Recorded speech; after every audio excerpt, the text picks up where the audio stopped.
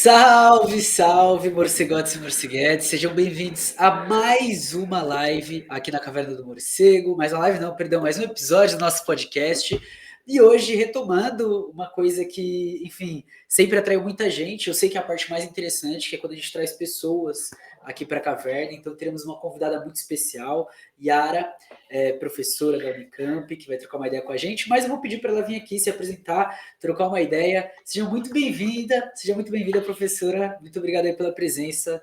O palco é seu. Opa, que legal! Mas muito obrigada pelo convite. Estou achando o máximo estar aqui na Caverna do Morcego. Adorei o título platônico, filosófico do seu podcast, também do seu canal. Enfim, é uma alegria para mim estar aqui. Eu sou Yara Frateschi, professora de Ética e Filosofia Política da Unicamp. E, enfim, trabalho com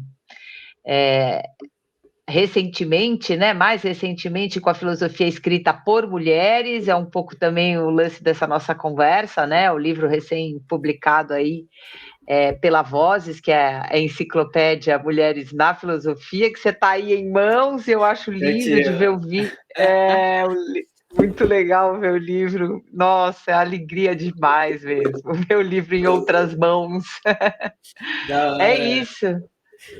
Bom, professora, a honra é toda minha aqui de te receber nesse espaço, de estar Uhum. resgatando uma coisa que, enfim, a caverna ela nasce realmente numa brisa meio platônica. Embora eu tenha ido para a sociologia, eu estava nessa fase de começar a estudar filosofia, tudo, e aí nasce a caverna do morcego.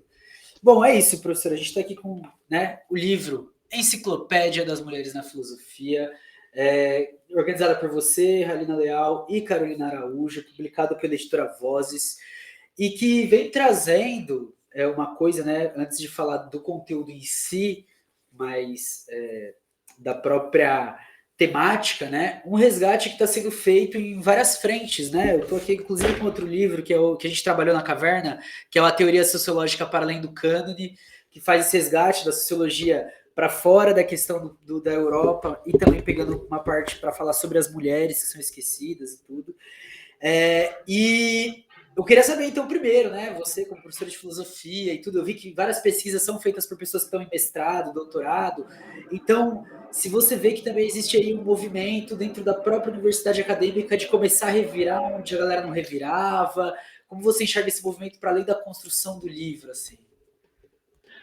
Eu acho que é um tema do momento que afeta diversas áreas, né, Marcos? É assim, é isso que a gente está fazendo na filosofia, de contestar o cânone, tal como ele foi construído, né? E ele foi construído canonizando, né? Elegendo como, enfim, as figuras exemplares, né?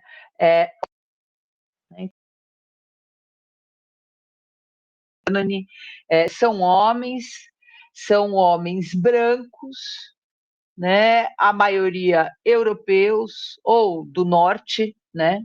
Global.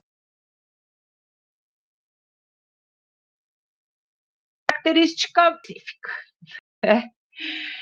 Essa mesma característica, esse mesmo modo de construção do cânone afeta as outras áreas do conhecimento. É o que você mostrou, né? Essa discussão está sendo feita nas ciências sociais, essa discussão está sendo feita na história, essa discussão está sendo feita na economia. Acabei de ler um livro interessantíssimo, esse foi o mais recente, resgatando as economistas e as contribuições das mulheres para o pensamento econômico, que a gente praticamente não conhece nenhuma, né? Você olha lá, o curso de economia das melhores universidades está todo construído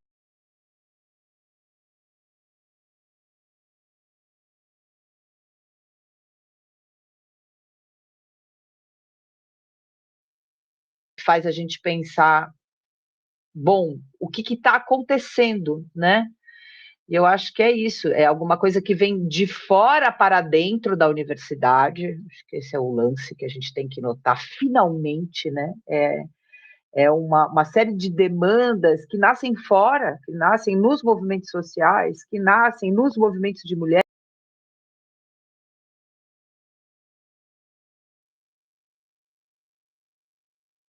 PIN.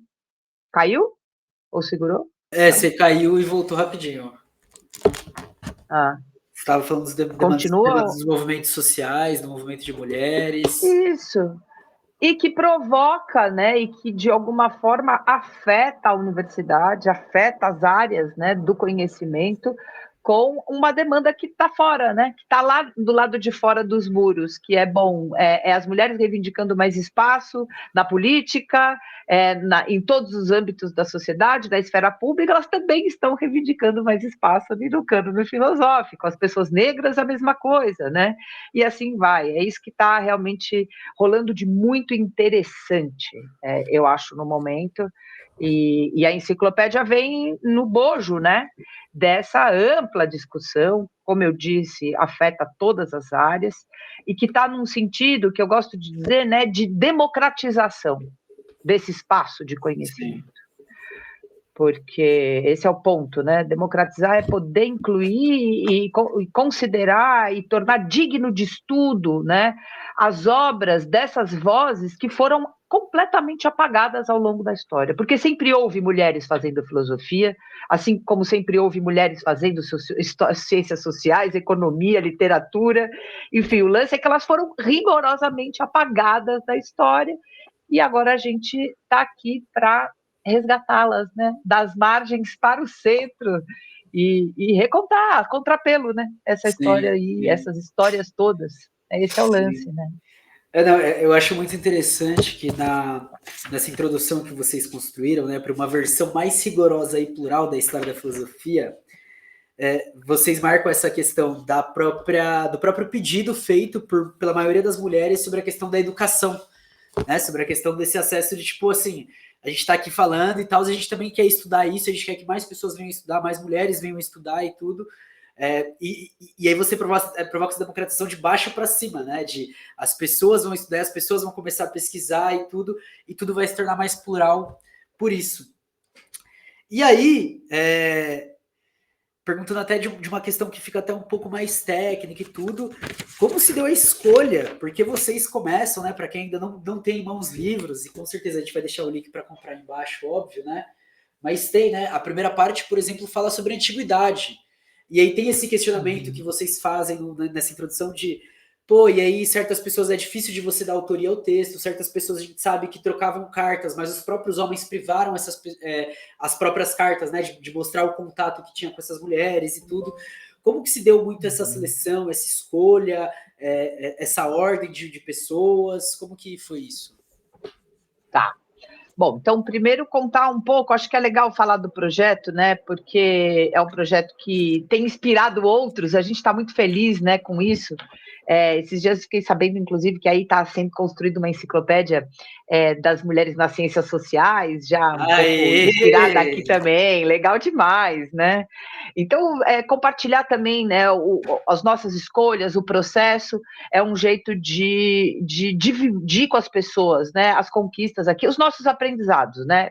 Sim. Lembrar que esse livro é fruto de um trabalho de 4 anos, né, que é meu, né, Carolina Araújo, que é editora, né, junto comigo da enciclopédia, e a Alina Leal. Carolina é professora da UFRJ, a Alina é professora da FURBS e também do programa de pós lá da PUC do Rio Grande do Paraná, Curitiba, né? E nós editamos juntas esse primeiro volume, espero que seja só um primeiro, que envolve, né, já fica aqui, né, para a editora Vozes. Alô, Vozes, queremos lançar o segundo. Vozes. Aí, ó. Exato. E aí, enfim, envolve mais de 30 autores, né? A maioria, claro, né, maciça mesmo, é de mulheres, mas a gente também tem homens autores. São 30 verbetes. Então, são 30 verbetes, 6 da antiguidade, 6 do medievo, 6 da modernidade e 12 da contemporaneidade. Então, começa lá com... gente, é mulher, né? É mulher pra caramba. Mulher pra caralho, da hora. E é isso que é interessante, né, Marcos? Você olha, você puxar de uma estante qualquer exemplar de história da filosofia que a gente leu, que a gente se formou, que formou a minha geração, a anterior a mim, a anterior, que continuou formando as posteriores a mim. Não há uma única mulher sequer.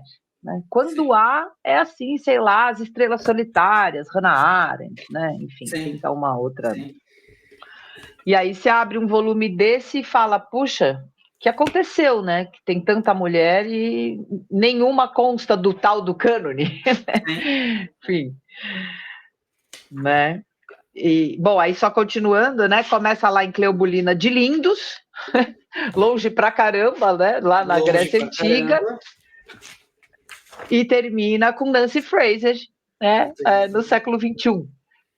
Então, vai do quarto antes de Cristo ao século XXI, né? De leve, é só a primeira, tá, família? Só o primeiro volume. Exatamente, porque a gente não parou de trabalhar e já tem material para começar a construir o segundo, com certeza, né? Aí, ó. Porque, assim, é claro que o primeiro demorou mais, né? Porque a gente tinha que, primeiro, uma coisa que é assim, precisava aprender a fazer isso aqui, né? A gente escolheu fazer verbetes, porque a ideia era de divulgação. A ideia era assim, porque a academia está toda formatada, né? Você sabe disso, né? E esse ambiente que é de produção de ciência, de conhecimento, né? Para artigo científico, né? Para a gente produzir análises muito aprofundar, artigos ou enfim, teses, né? Que são análises muito pontuais, muito aprofundadas, levadas assim às últimas consequências, né? Detalhadas, especializadas. Só que a gente, para poder chegar aí, a gente precisa fazer com que essas mulheres sejam conhecidas. Então, a ideia era criar um hábito, né, que a gente não tem de uma escrita diferente, que a gente não aprendeu a fazer, que é essa escrita mais de divulgação, né, de apresentar em linhas gerais, né, uma autora, o que implica contar um pouco da vida dela e implica também, enfim, apresentá-la, né, as suas obras, os temas que ela tratou com mais frequência, e isso é extremamente trabalhoso, porque uma pessoa, para poder chegar a fazer essa apresentação, ela tem que conhecer aquilo tudo, ela não pode, né? É um trabalho de síntese, dificílimo de ser feito, né? Sim. Então, Tem uma demorou, né? coisa, tem uma coisa que vocês falam também nessa introdução, né? Que obras, tratados, romances, poesias, cartas. Você tem um número muito grande de coisas para você compor, olhar e falar, ó, a pessoa escreveu isso, tá? E quando que ela escreveu isso? Por que ela escreveu isso? O que estava acontecendo? Enfim, realmente, estruturar tudo isso e expressar num verbete é um trabalho complicado. É super. É super complicado, é muito. E eu estava dizendo e reforço, né? É alguma coisa que vai num sentido um pouco diferente daquele para o qual nós fomos treinados na academia, né? Sim. Então, e também envolve, né, uma outra coisa, por que demora tanto, né? Porque envolve o seguinte, né? A gente está lidando com uma comunidade acadêmica, a brasileira, né? Que não estudou, não teve a chance de estudar essas mulheres nas suas graduações, nas suas pesquisas. A maioria das pessoas que está aqui foi estudar essas mulheres depois da formação completa. Entendi. Né? Então, terminou o doutorado num autor canônico, já é uma pesquisadora experiente e tal, aí falou, puxa, agora eu tenho um tempo aqui para me dedicar a uma autora que eu gostaria de estudar e tal, que não tá. Então, isso também exige bastante tempo, né? Demora tempo. Também tem uma outra geração, isso é legal de dizer, que você notou, né? A gente já começa a ter aqui, né? Pessoas que estão escrevendo as suas pesquisas de mestrado e doutorado, ou seja, que já estão podendo estudar as obras das mulheres, coisas que uma coisa que, por exemplo, a minha geração não podia porque nem sabia quem era, não estava, né? Sim. Então agora a gente já, o volume expressa essa transformação, né? É bem legal de ver, anima a gente demais. Sim. Falando nisso, eu queria deixar aqui um abraço pro Vidal. Já uma moçada jovem. Queria deixar um abraço pro Vidal, pensamento carneriano aí, que tá no livro também. Bem da hora, bem legal. Ouvi. Pode falar. O Vinícius é Não, fala isso, né? O Vinícius, eu ia falar mais para frente, mas a gente antecipou lembrar isso, né? Por exemplo, o verbete sobre Sophie Oluolé, que foi escrito pelo Cadu, pelo Carlos Eduardo da Silva Rocha, enquanto ele ainda estava no doutorado, ele estava fazendo a pesquisa sobre ela. O verbete sobre Sueli Carneiro, já temos uma geração nova, né? Sim. Sueli Carneiro é a mesma coisa, escrito pelo Vinão, né, que é o Vinícius Santana Cerqueira. O Vinícius estava ainda no mestrado. É uma galera que já está vendo isso. O verbete... Exatamente. O verbete sobre Mary Wollstonecraft, também escrito por Sarah Bonfim, que é uma estudante de doutorado. Olha. Angela Davis, deixa eu só dar mais um exemplo, né? A Angela Davis é escrito pela Thaís Rodrigues de Souza, pela Laísa Ferreira, também em fase de doutorado. A Thaís já terminou, mas isso é de comemorar, né? Assim, é de ir lá fora soltar um rojão. Outros uma aspectos mudança Exato. É uma mudança na agenda de pesquisa. Isso é super importante. Que é uma agenda que já está aberta, já está trabalhando com um cânone mais aberto, mais flexível, né? Entendi. Mais inclusivo, mais enegrecido, isso é super importante, e mais feminizado, vamos pôr nesses termos, né? Sim. Você ter alguém que hoje está podendo fazer um doutorado em Angela Davis, ou como no caso do Vinão, em Sueli Carneiro, isso aí é uma mudança muito importante no âmbito da filosofia acadêmica. Muito. É isso, né? Que é o que vocês estão pontuando, né? Essa questão de o que era pesquisado e também o grupo que acessava a universidade, e hoje tem essa transformação. E aí vocês conseguiram captar boa parte disso, né? No primeiro volume do Enciclopédia Mulheres na Filosofia. E assim, é interessante porque realmente é um número de nomes, né? A galera que está ouvindo, que não adquiriu o livro, já ouviu uma parte desses nomes agora, mas é realmente um número muito grande. São 30 mulheres, então assim, a gente está falando de 6 pessoas na antiguidade. É isso. É realmente um movimento a contrapelo muito forte. Mas aí, retornando, então, e como foi a escolha, por exemplo, dessas mulheres da antiguidade, assim? Porque... Sim. Não é fácil, não é uma coisa que você encontra por aí. Ah, nossa, tem essas 6 mulheres aqui, vamos... Não. Como que foi esse processo? Tá, então, acho que primeiro lembrar, né, que é o seguinte, isso aqui que a gente está fazendo no Brasil está sendo feito em outros lugares do mundo, né? É meio um espírito da época, né? Essa, digamos, essa revisão feminista da história da filosofia, eu gosto de pôr nesses termos, né? Há outras que não, mas eu gosto, então eu vou manter uma revisão feminista, uma história. Ou como diz a minha amiga e colega e parceira que estava no começo também da enciclopédia, Natasha Pugliese, pôr uma história feminista da filosofia. Né? Então, tem muita gente no mundo fazendo isso, em outros projetos, então tem gente no Canadá, tem gente na Alemanha, nos Estados Unidos, e que está fazendo isso, né, que a gente chama de... É quase um trabalho arqueológico, né? É de ir buscar referências e tudo mais. No caso das filósofas antigas, Marcos, dá um super problema. Por quê? Porque nada nos restou de texto. A gente não tem base textual. Do medievo para frente, a gente tem. A gente tem como ir direto na fonte. Nas filósofas antigas, não. Então, todos os verbetes das antigas gregas, pelo menos, né? Das antigas gregas, de Banzhal tem, a China preservou.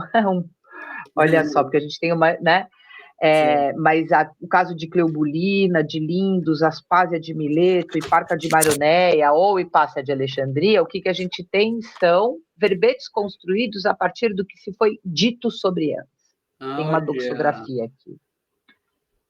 Que é um trabalhão, porque aí você precisa mapear tudo o que foi dito, né? Então, elas são sempre faladas pelos outros, o que já coloca a gente numa posição bem delicada, né? Bem, enfim, interessante ao mesmo tempo, que você está reconstruindo essas vidas, há muitas lacunas, mas o que a gente tem são filósofas, né, estudiosas, são intérpretes, historiadoras da filosofia antiga, geralmente é assim, né, que se envolveram com essas mulheres e estão produzindo esse conhecimento.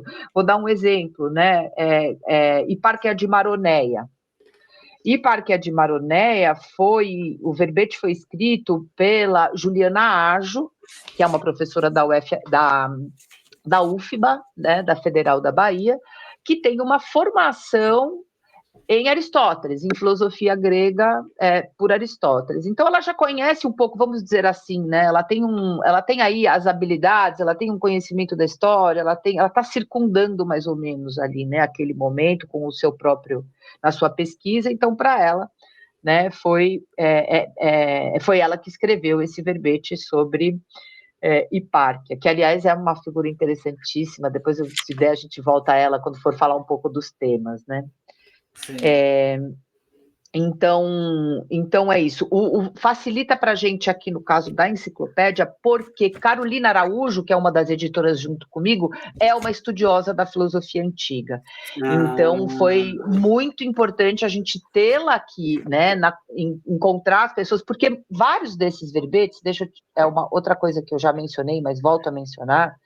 Né? A Carolina foi atrás, imaginou quem poderia, quem tinha o interesse, a gente pediu a essas pessoas que se dedicassem, a essas autoras, demorou-se muito tempo, né? Tem que ter um tempo, porque você precisa dar para a pessoa o tempo que ela precisa para poder ir atrás desse estudo. Sim. E acabou saindo essa coisa bonita aqui de 6 verbetes, deu super certo, né? Entendi. E aí agora, você quer passar um pouco para falar também sobre isso nas outras temporalidades, ou você já quer entrar nessa coisa temática, já falar dos temas que cercam esses debates da antiguidade? A gente vai seguir você aqui. Não, como você quiser, acho que só para a gente não perder o fio, né? O que acontece é isso, vai tendo o que a gente tem a partir, né, de um certo momento, no medievo, a gente tem os textos das filósofas. Sim. Então, por exemplo, a gente tem o texto de Duoda, a gente tem o texto de Hildegard de Bingen, de Christine de Pizan. Então, é claro, o trabalho do intérprete, né, tá baseado em alguma coisa mais sólida, né? Sim. O texto da própria autora. E aí, enfim, o que vai acontecendo, né? 2 coisas importantes, assim, nem por isso não envolve uma certa dificuldade. Por quê? Porque muitos desses textos se perderam na história, né? Então, há textos, por exemplo, que foram, por exemplo, da Marguerite Poretti, né, que é o verbete escrito pela Maria Simone Marinho Nogueira, né, lá da Estadual da Paraíba. Essa também é uma figura interessantíssima, né, da Idade Média. Sim. A Poretti, ela tem um livro que é O Espelho das Almas Simples, que ficou desconhecido até os anos 40 do século passado.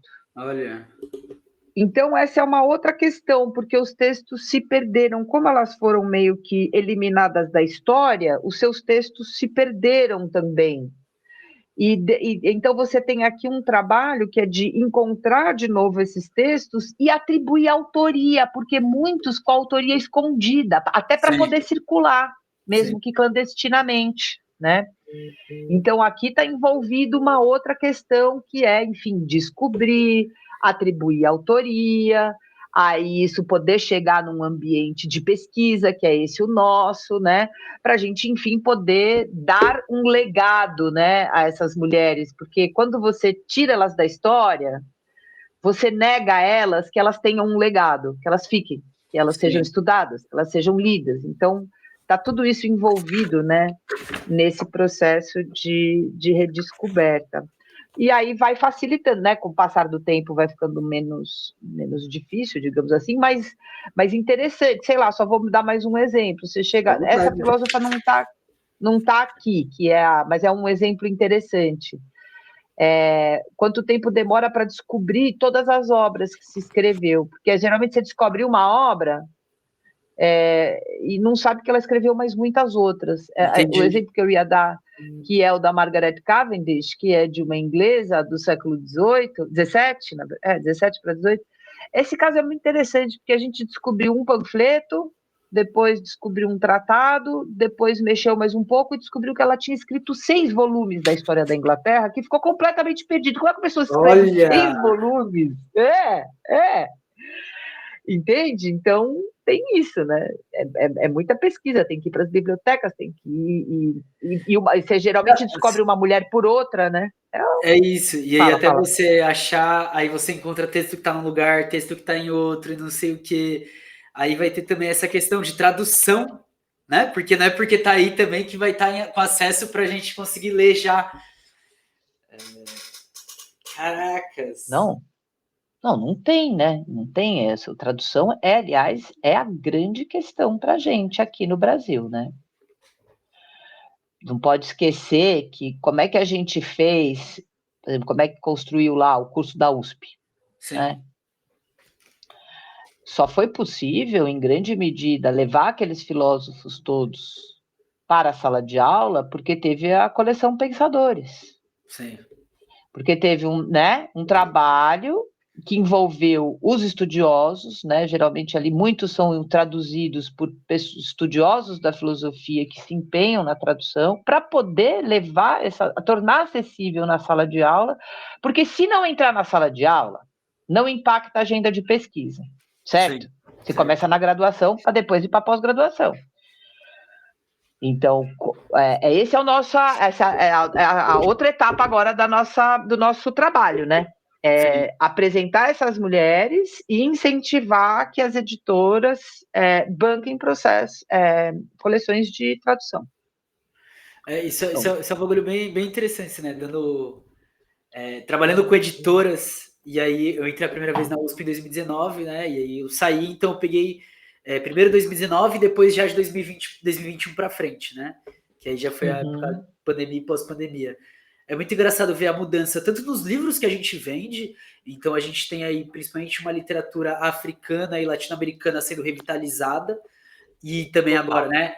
Economia feminista do Brasil, enciclopédia das mulheres, aí tem o livro Mulheres que Interpretaram a Sociedade na editora Contracorrente. Então, você Sim. vê isso acontecendo. E é muito legal porque quando os professores não colocam, uma coisa que a gente já começou a fazer na graduação é responder com esses textos nos trabalhos que a gente faz, as perguntas colocadas pelos professores e tentar fazer essa mediação, né?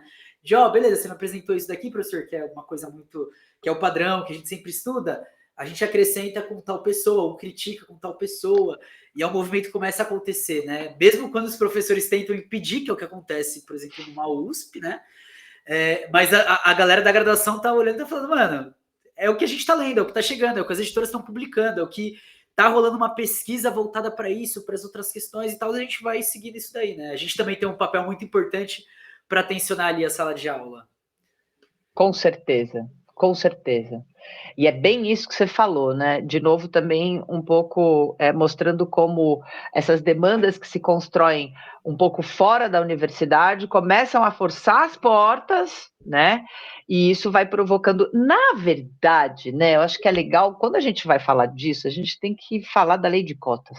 Né? Sim. Porque é aqui que tem um movimento né, tem uma contestação, né, e tem uma política pública que, na minha avaliação, ela tem um caráter revolucionário, né, embora ela seja uma política de discriminação, né, positiva, uma política de ação afirmativa, portanto, dentro dos moldes, né, do Estado constitucional, né, de direito, ela tem um caráter revolucionário no sentido de que ela provocou uma transformação muito importante, né, Marcos? Ela não é só uma transformação que provocou, né, que democratizou o acesso à universidade pública, é isso, evidentemente, mas na medida em que ela o faz, ela também traz para dentro da universidade uma série de demandas que simplesmente não existiam, e essa demanda se traduz, né? Na verdade, a enciclopédia, eu poderia até dizer, a enciclopédia não deixa de ser fruto disso, Sim. Né? Por quê?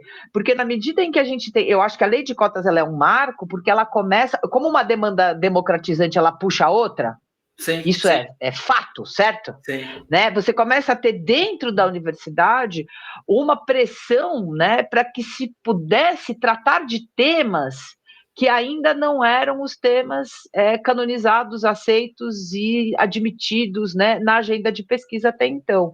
É aí que a coisa vem, né? Eu acho que e aí, claro, aí você diz, bom, aí a pessoa, ao mesmo tempo, você tem um movimento nas editoras, sobretudo nas editoras independentes, é sempre assim, né? Que vai É passando para. isso. Que é o É quê? isso. Poxa, cara, eu fui agora lá na Feira do Livro, aliás, não te encontrei, eu queria ter te Não encontrado, foi na mas no Tenda dia que eu fui eu não te Vermelha? vi.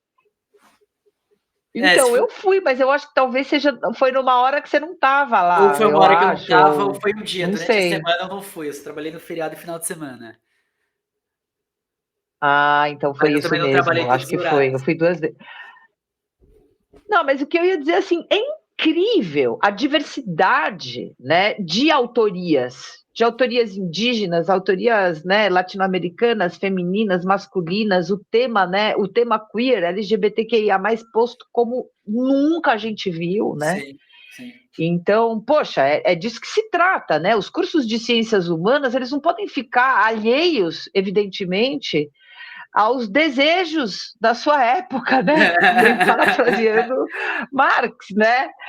Porra, o que faz o teórico crítico? Ele olha para as lutas e desejos de sua época. O que faz um professor? Ele olha para as lutas e desejos da sua Sim, época. Não dá para não ser, né? Não dá para não ser. sim. Mas está mudando, né? Tem Tá muita mudando. gente já Não, eu acho que nesse isso daqui movimento. Nossa, é incrível. é uma prova fantástica, assim, né?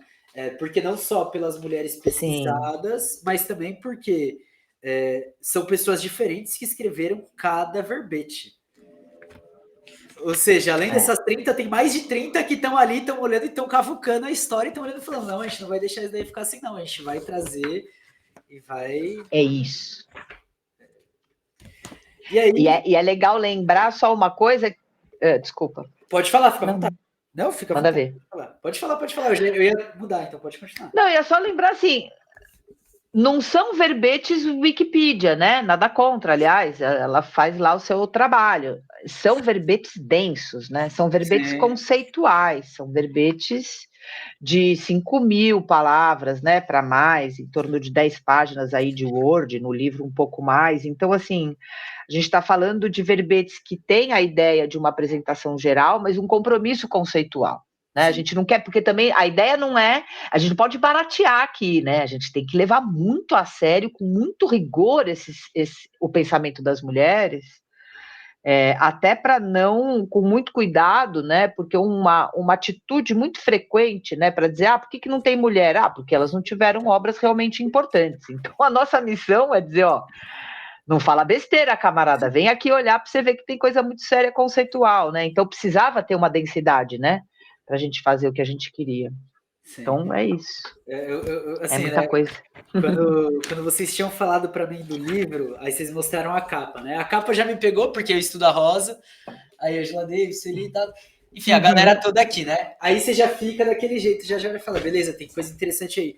E é muito, muito legal, né? Porque nesse processo, por exemplo, de estudar a Rosa, que vem aqui escrito pela Isabel Loureiro, pessoa da qual eu ainda não tive a chance de entrevistar, espero um dia, porque é quem me levou para Rosa Luxemburgo. Mas todo mundo que eu li aqui, Angela Davis, Celie Carneiro, Judith Butler, Nancy Fraser, né, as mais atuais, assim, eu sempre li nessa coisa de... Eu estava lendo o Capitalismo Canibal da Nancy Fraser, o mais recente, onde ela não só reconceitualiza o capitalismo, como ela vai reconceitualizando aquilo que constitui o capitalismo. Você fala, caralho, isso daqui é uma obra que está explicando toda a estrutura e conceituando cada coisa separadamente, falando, é isso daqui é o todo, essas são as partes e tal, o que a gente faz a partir disso?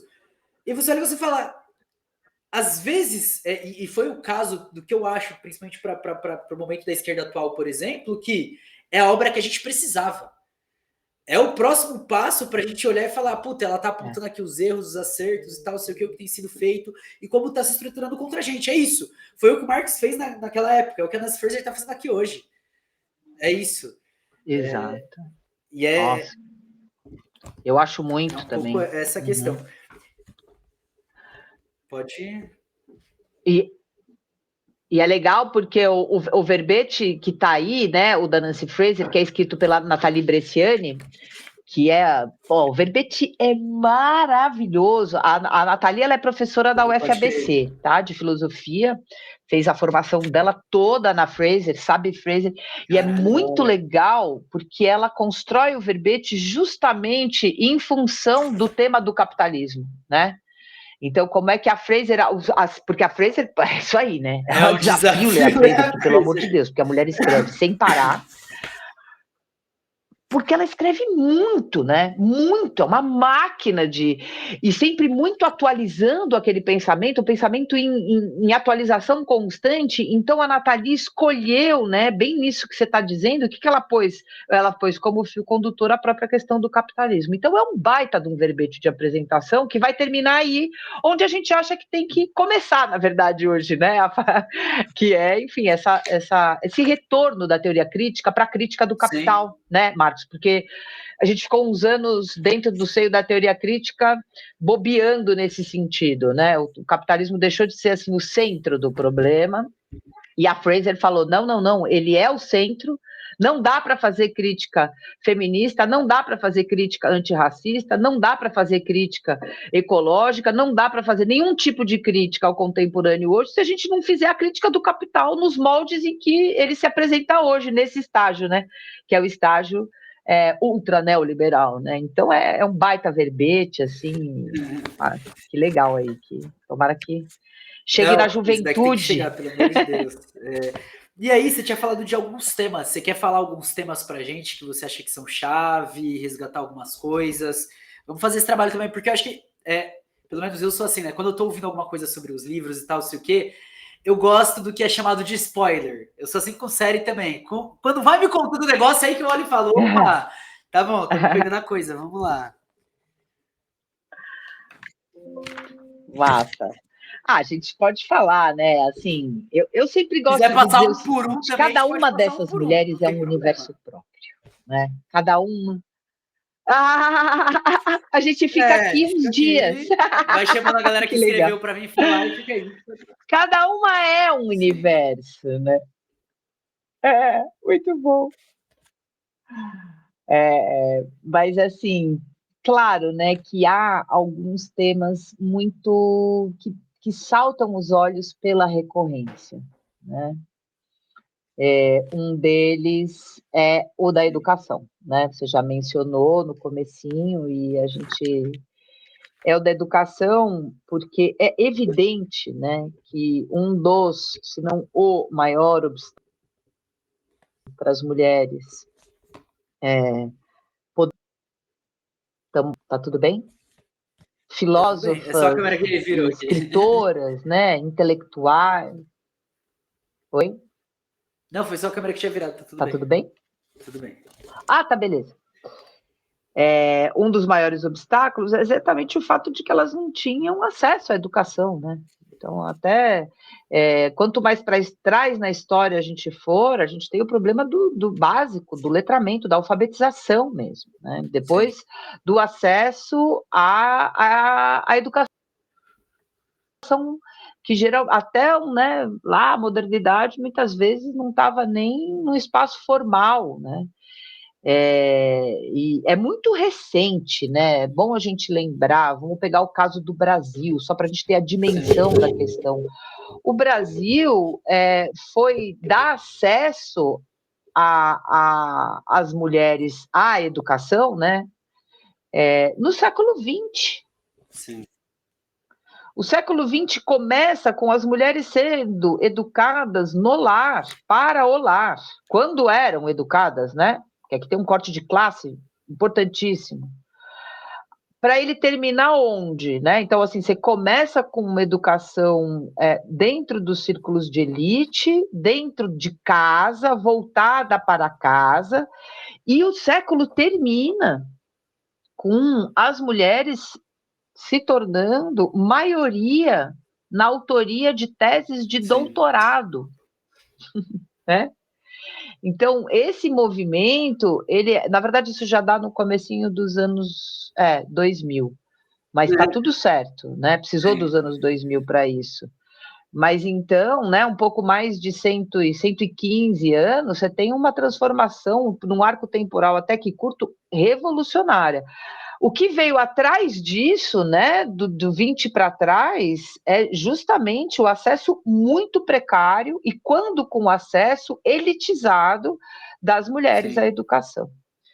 Então, é interessante olhar, né, para esse tema, porque é óbvio que ele acaba se tornando, pela falta, pela carência, como um obstáculo, ele é um tema recorrente entre as mulheres. Né? Então, por exemplo, é legal de ver, né, que o verbete sobre a hipárquia de Maroneia, que eu já mencionei, que foi escrito pela Juliana Ajo, da antiguidade.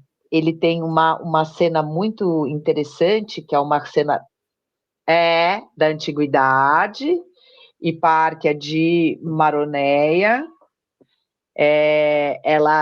Essa cena é uma cena contada pelo Diógenes Laércio.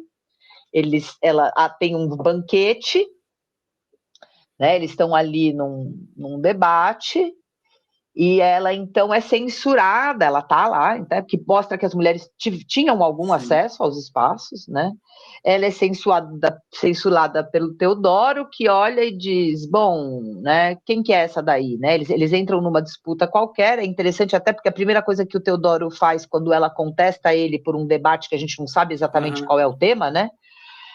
Ele tenta tirar a roupa dela, ele avança nela, ele tenta tirar a roupa dela, ela não se emociona com isso, na verdade ela meio que dá de boa, ele se incomoda e provoca ela, diz, quem é essa aí, né? Quem é essa hipárquia? É aquela que abandonou o tear, né? Parou de costurar? E ela diz para eles, sou eu mesma, né? Alguma coisa assim, e você vai me censurar por ter escolhido passar a maior parte da minha vida estudando? Né? Que é isso que ele está fazendo, né? Ele não consegue conceder a ela o direito de escolher o seu próprio modo de vida. E é bonito que esse seja o confronto, né? Sim, eu abandonei o tear para estudar. Então você vê como lá na antiguidade grega, né, a questão como é difícil, né, ultrapassar essa barreira que é posta entre a mulher e as letras, né, entre a mulher e o conhecimento. E que volta, né? Então, só para dar um exemplo, por exemplo, ele vai voltar lá no medievo, ele é um tema de Christine de Pizan, na Cidade das Damas, né? Aí a gente anda um pouquinho na modernidade, ele é um tema de Mary Wollstonecraft, que vai ter toda uma reflexão sobre a educação das mulheres, na verdade já das meninas, primeiro das meninas, né? E ela vai defender uma educação que seja capaz de tirar as mulheres daquele lugar socialmente colocado, porque a educação, quando aceita, era justamente para que as mulheres desenvolvessem as habilidades, entre aspas, femininas, né, femininizadas, se quiser, né, de acordo com o estereótipo de gênero, e ela vai defender uma educação na qual as mulheres possam desenvolver todas as suas habilidades, inclusive intelectuais, tal como os homens. Então, de novo, é um embate muito grande, né, ali já no século XVIII, em torno da educação. Então, e esse volta a ser um tema frequente no século XX e no XXI, né? Sei lá, se chegar em Sueli Carneiro, o tema volta. Né? No caso da Sueli, né, já como a Sueli vai fazer, né, para ela pensar gênero nunca está separado de pensar raça, né, porque aí a gente já está num pensamento feminista negro que está interseccionando gênero e raça o tempo todo, né?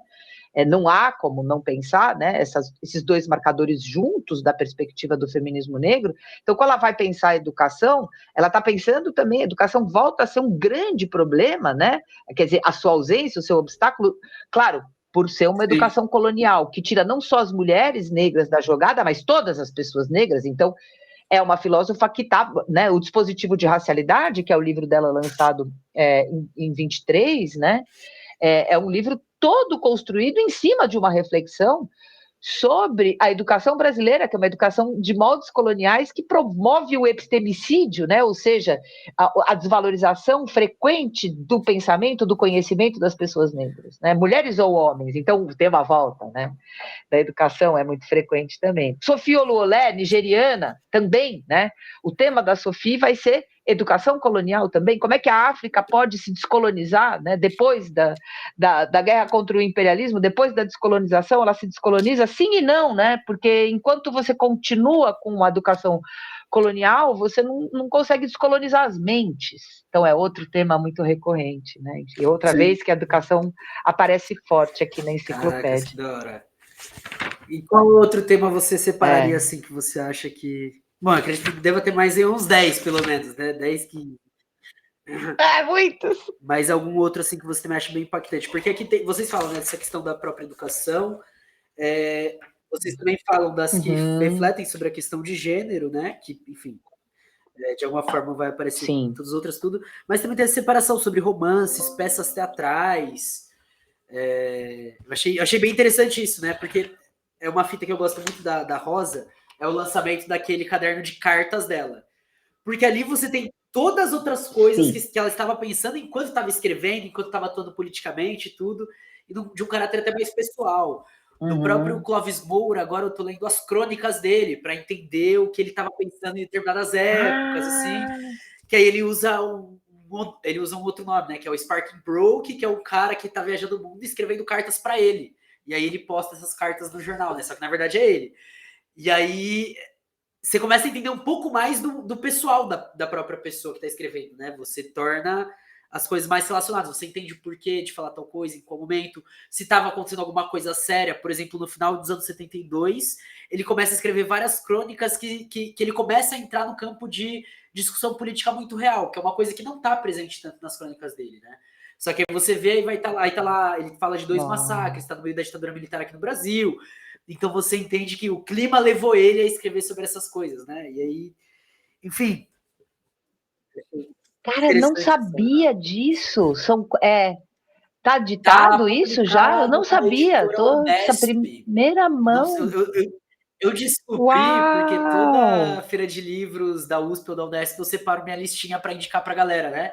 E ela na Unesp tinha Memórias de Sparking Broke, autor Clóvis Moura. Eu falei, vou ir lá e vou conferir se é o Clóvis Moura mesmo, né? E aí era o foi um trabalho de recuperação que eles fizeram. Que legal! Que ele escrevia para a Folha de São Carlos. Enfim, é isso, a gente ainda tá. Esse trabalho de arqueologia ainda está acontecendo, né? De você revirar o acervo de alguém, olhar e falar, nossa, tem referência a não sei o que será que tem dessa pessoa? Enfim, muito louco. Exatamente. Nossa, que interessante, adorei essa dica, vou atrás disso agora mesmo, assim, porque, claro, me interessa muito isso que você está falando, pelo seguinte, o que a gente descobre, né, construindo a enciclopédia?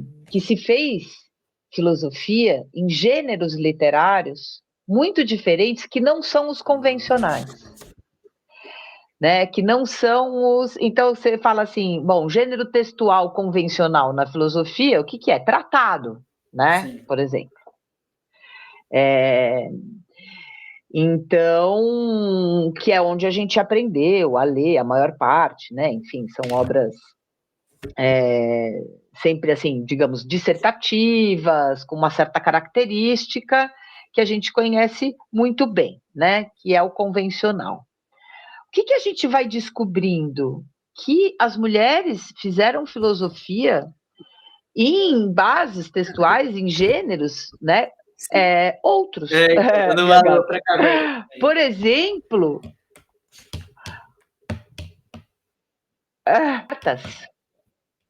cartas são muito frequentes, porque o caso mais interessante aqui na nossa enciclopédia é o da Elizabeth da Boêmia com o Descartes. Descartes tem uma longa troca epistolar com essa moça chamada Elizabeth da Boêmia, a gente sabe tudo de Descartes, tem um dos tratados dele que parece que ele teria escrito trocando muita conversa com ela em cartas, só que a parte dela na correspondência ficou completamente apagada. A dele se desdobra num tratado, a dela não. Então a filosofia dela ficou ali nas cartas mesmo, porque era o que dava para ela. Não havia condições materiais, sociais, culturais para essa mulher sair dessa troca epistolar e escrever como Descartes um tratado das almas, da alma, né? Então, o que a gente precisa ter? Muita sensibilidade, uma cabeça aberta mesmo, abrir a cabeça nesse caso, para ir buscar, encontrar a filosofia onde a gente, geralmente, né, achou que não houvesse. A mesma coisa com poema, Sim. né? Você tem, ou obras ficcionais. Tem 2 casos muito lindos na enciclopédia. Um deles é a Christine de Pizan, que eu já mencionei, com A Cidade das Damas, do século XV, uma obra de 1405. Olha. O verbete é escrito pela Ana Rieger, lá do Sul. E Cidade das Damas é o quê? É uma obra ficcional. Ela constrói a ficção de uma cidade construída por mulheres, para mulheres, onde elas teriam uma espécie de lugar seguro no mundo para ser quem elas queriam ser. Para ler o que elas queriam ler, né? Para falar o que elas queriam falar. É uma ficção, é uma utopia. O outro caso é de Margaret Cavendish, que tem uma obra ficcional também, que é no estilo de uma utopia, né? Que é O Mundo Resplandecente. Olha que título mais lindo. Sim. O Mundo Resplandecente. Esse verbete eu tenho, aliás, deixa eu só fazer uma coisa, que foi Fica à escrito por vontade. uma pessoa muito querida, que é o Márcio Damin, junto com Sueli Custódio. Márcio e Sueli escreveram o verbete sobre Margaret Cavendish, né, que é essa autora do século XVII. O Márcio faleceu esse ano, faz bem pouquinho tempo. Então, quero deixar aqui um registro da saudade, da gratidão por ele ter, enfim, né, podido contribuir com a enciclopédia antes de partir. Enfim, fecha parênteses. Que é difícil falar disso, mas eu não posso não falar dele. Fica à vontade. Enfim, que são obras ficcionais. Mas obras ficcionais nas quais tem o quê? Tem filosofia. Foi o jeito que elas encontraram de escrever as suas próprias obras filosóficas, né? Então, sei lá, vai mais um exemplo. A Inês de la Cruz, que escreveu em cartas, poemas. A Mary Wollstonecraft é um caso emblemático, ela escreveu de tudo. Ela escreveu tratado, ela escreveu panfleto, ela escreveu carta, ela escreveu história infantil, ela escreveu literatura de conduta, romance, como a Simone de Beauvoir, que também escreveu diário, também escreveu romance, também escreveu peça teatral, né? Então, o que interessa, assim, para a gente, né? Eu sempre falo isso, quando a pessoa vai ler a enciclopédia, ela precisa estar atenta para isso. Parece que é tão bonito ver, né, como é que a filosofia acaba estando nos lugares onde a gente não imagina. É claro que talvez isso se deva a uma... Pode ser, né? Que isso se deva ao fato de que as mulheres, por não terem acesso, né, digamos, aos círculos oficiais, à educação formal, a esse gênero mais difundido, elas fizeram onde dava, elas fizeram para todo lado. Claro, as mulheres podiam escrever poema, elas não podiam escrever filosofia, então escreve filosofia em poema. Sim. Então, como é que de uma carência, de uma imposição, né, de um limite, sai uma coisa que é muito interessante? É criativa, é desafiadora, né, para gente que está aqui lendo elas. Então, isso é um barato também de ver. Eu acho que é isso, né? Aproveitando que você puxou até essa pausa em homenagem ao Márcio, é um pouco disso, né? A gente está revirando não só a história crua como algo frio, mas a gente está revirando realmente vida, né? No fundo é isso. Eu gosto muito de fazer essas analogias com a Terra, né? De a gente estar olhando para sementes que vieram antes e geraram o que a gente tem hoje, e olhando e falando como que a gente faz para que essas sementes voltem a ter contato, a ter relação, reconstruir, meio que agroflorestar o mundo aqui dos livros, das ideias também, né? É interessante, assim, Sim. É muito isso que está acontecendo mesmo, né? E aí, professor, então, depois dessa breve apresentação, né, volto a dizer para as pessoas, vai estar na descrição o link para comprar o livro. Obviamente, quando eu estiver lendo, farei igual com os outros livros, que eu sempre trago trechos, trago informações aí nas redes sociais, então acompanhem também. E, professora, daí então sua despedida, últimos recados e algumas indicações assim para a galera. Fala, ó, vai por aqui, vai por ali, vem ter aula comigo na Unicamp, enfim, fica à vontade. Com certeza, né? Assim, acho que eu diria o seguinte, né?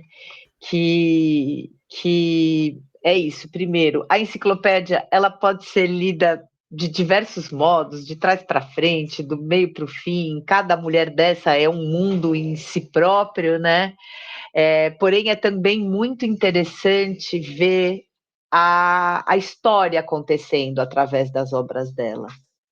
Porque aí é um pouco, né, Max, um pouco na linha do que você vinha dizendo, assim, e especificamente no caso do nosso caso, né, como é difícil a gente construir uma memória, né, a gente tem um problema com a memória, a gente tem um problema com o passado, a gente não consegue, Sim. né, parece que enfrentar o nosso passado, acessar ele. Então, eu gosto de ler o livro, né, na linha do tempo, também porque ele conta uma coisa super importante, que muitas das coisas que nós estamos falando hoje, que as mulheres estão falando, né, do fim do século passado para cá, já está sendo falado por elas há séculos e séculos e séculos, né?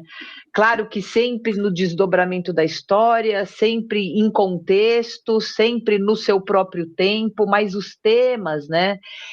Como a própria discriminação de gênero, ela é recalcitrante, ela teima, né, em permanecer, e o capitalismo, enfim, é responsável, né, por a gente não conseguir também mudar isso de forma, né, com muita dificuldade, né, tudo que a gente faz fica sempre precário em relação, né, ao que o capital espera da posição da mulher na sociedade, enfim, há uma recalcitrância, mas mesmo antes de havê-lo, né, a mulher já tinha, porque o patriarcado é mais antigo que o capitalismo, as mulheres já estavam sofrendo. Então, é interessante notar, né, e não só sofrendo, porque onde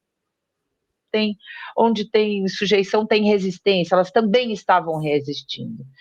Então, ler na ordem do tempo é interessante para a gente perder essa ilusão de que a gente está inventando a roda, esse presentismo, sabe? Um eterno presente, que parece que não tem passado nem tem futuro. E isso é bonito de ver. Eu espero mesmo que a enciclopédia nos dê mais munição, mais repertório, né? Porque quem acessa o passado tem melhor repertório para lidar com o presente, né? Tem melhor repertório para projetar um futuro. Então é isso que eu queria mesmo, que, enfim, se a enciclopédia ajudar um pouquinho, eu já estou feliz, já cumpri um papel nessa vida. É isso, e com essas É isso. belíssimas palavras a gente encerra o episódio de hoje. Muito obrigado para você que ouviu até aqui. Enfim, redes sociais da professora, se ela deixar, eu vou deixar na descrição. Não esqueça de comprar o livro. Não esqueça de apoiar a Caverna, seguir a gente, vai estar tudo aí embaixo, vocês sabem como que é, ler o texto que vai estar aí na descrição. Tamo junto, a gente se vê no próximo episódio. Até mais. Tchau! Tchau!